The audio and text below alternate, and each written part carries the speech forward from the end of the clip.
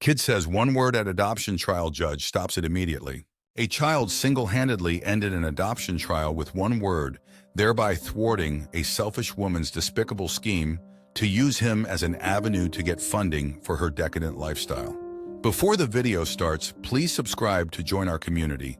Your support helps us grow, and hit the notification bell to stay updated with our latest content.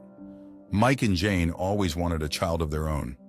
However, Jane, who had once endured an ectopic pregnancy she had to get rid of, was too fearful of going through the process again. The doctors had also told her that the best thing to do would be to avoid having a child, as it could cause similar complications, which may invariably lead to her demise. After a lot of therapy and late-night discussions, the lovely couple decided to become foster parents. Jane's friend Sarah worked for Child Services, and she was one of those who encouraged Jane and her husband to become foster parents. Sarah helped them speed up the paperwork, and 1 month later, when a 6-day-old named Jason ended up in foster care, she arranged for Mike and Jane to have him. Jason was the only child born to Sharon, a less fortunate woman with drug addiction. She gave out a lot of sexual favors just to get money to fuel her addiction, and she only had Jason because doctors had warned against another abortion after the couple she had already endured in the past. Sharon could not identify which man got her pregnant, and she did not care. The men would not accept responsibility for such a child anyways. She had surrendered Jason to Child Services in a rare moment of maternal trance. At least you'll get adopted by a great family and you'll be safe, she thought.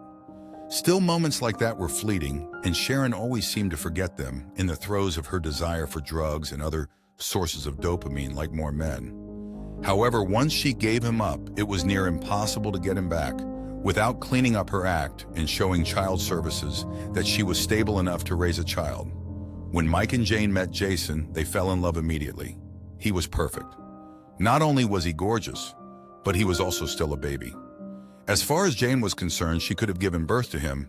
They quickly filed the paperwork for his adoption, but there was a clause: the natural mother still held her parental rights over the child, which meant she could turn up for baby Jason at any time. Mike and Jane were disheartened by this, and they immediately wanted to know how to avoid such an occurrence.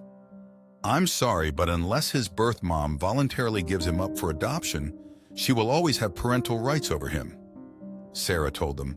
"But I thought she did," Jane groaned. "How did he come into the possession of Child Services anyways?" "Well, technically, she left him outside the orphanage door with a name tag containing his details. Should she appear in the future, she can always take her child back." The news dampened Mike and Jane's joy, but they were already in love with little Jason. They finished the paperwork and hastily rushed off to the store to get all the necessary supplies required to care for a 6-day-old baby adequately. Then they picked him up and took him home to where they had repurposed their old study into a nursery. Mike and Jane were amazing parents. Some might even say they were born for the role, where other parents may have gotten upset that they had to sleep lightly at night or often change diapers. The couple were enthused by it all. They enjoyed cleaning up their boy's mess, and even when he slept soundly through the night, they still roused themselves just to go watch him sleep. Their abode was brighter, more colorful, as they sought to create a haven of satisfaction and visual pleasure for their new child. In the first few weeks, the two worried about Jason's mom coming for him, but when weeks turned to months and months to a year, they started to relax. Maybe she moved on, Mike hoped. However, Jane was more bothered. She loved the boy so much, she had nightmares of losing him to his birth mother, whom her gut told her would resurface. She eventually convinced her husband to hire a lawyer to help them adopt the child entirely. But it wasn't an easy process, and there was simply no way to circumvent the law that gave the natural mother a right to claim her child as long as he is still too young to decide where he wants to stay.